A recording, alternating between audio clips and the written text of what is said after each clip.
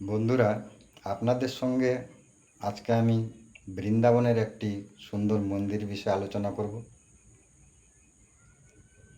বৃন্দাবন দর্শনে গেলে প্রায় প্রত্যেকেরই একটা ইচ্ছে থাকে যে সেই মন্দিরের আশেপাশে যেন থাকতে পারি। সেই মন্দিরটি হচ্ছে প্রেম মন্দির। তো এই প্রেম মন্দিরটি হচ্ছে, অনেকেই এটা নিয়ে আলোচনা করেন যে আর্টিফিশিয়াল বলে। আমার সঙ্গেও দু একজনের সঙ্গে এই নিয়ে কথা কাটাকাটি হয়েছে। তো এই প্রেম মন্দির যদি বা খুব পুরনো নয়, বহু বছর পুরনো নয়, কিন্তু তার পিছনে কাহিনীটা বহু পুরনো। তা আপনি যেটা জানেন, হয়তো আপনার বাবার থেকে দাদুর থেকে জেনেছেন, আপনার দাদু তার বাবার থেকে জেনেছেন, তার বাবা তার বাবার থেকে জেনেছেন। এভাবেই জগৎগুরু শ্রী কৃপালু মহারাজজি, তিনি একজন সন্ন্যাসী ছিলেন। শুধু সন্ন্যাসী বলা ভুল হবে, মহান সন্ন্যাসী ছিলেন। তো তিনি উদ্যোগ নেন এখানে প্রেম মন্দির বানাবার।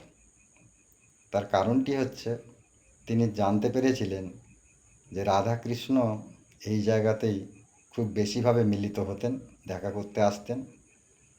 তাই তিনি চাইছিলেন যে এইখানে একটি রাধাকৃষ্ণের মন্দির খুব সুন্দর করে বানাবো, যেখানে রাম সীতারও কিছু চিহ্ন থাকবে। খুব সুন্দর সাজানো গোছানো মন্দির হবে, মানুষ যাতে এখানে বসে একটু শান্তি পায়, দেখে একটু আনন্দ পায়। তো সেই জগৎগুরু কৃপালু মহারাজের ট্রাস্টের মাধ্যমে এই মন্দিরটি নির্মাণ শুরু হয়। মন্দির নির্মাণ শুরু হয় 2001 সালের 14ই জানুয়ারি। তো মন্দিরটি নির্মাণ হতে প্রায় 12 বছর লেগে যায়। 2012 সালের 17ই ফেব্রুয়ারি সর্বসাধারণের জন্য মন্দিরটি খুলে দেওয়া হয়। এবং এই মন্দিরে সন্ধেবেলা খুব সুন্দর লাইটের দৃশ্য দেখতে পাওয়া যায়।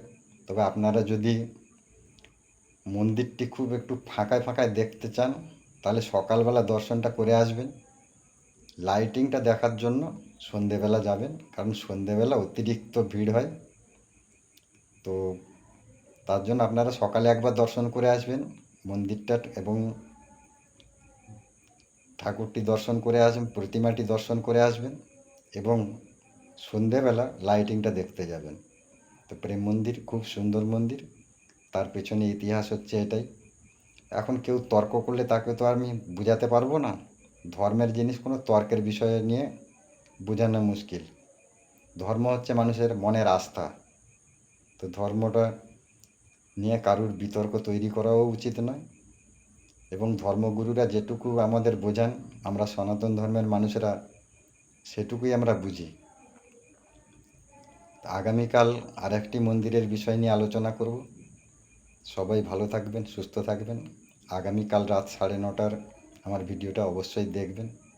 সবাইকে নমস্কার জানিয়ে শেষ করছি।